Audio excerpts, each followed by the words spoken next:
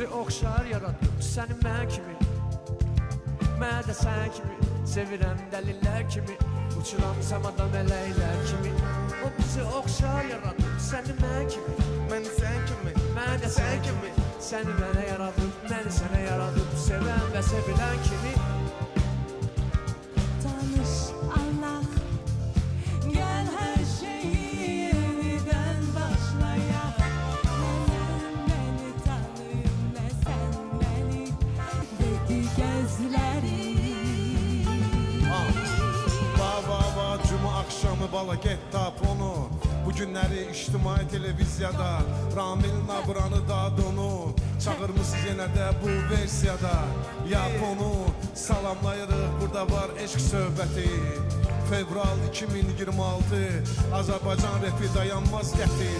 Evimizde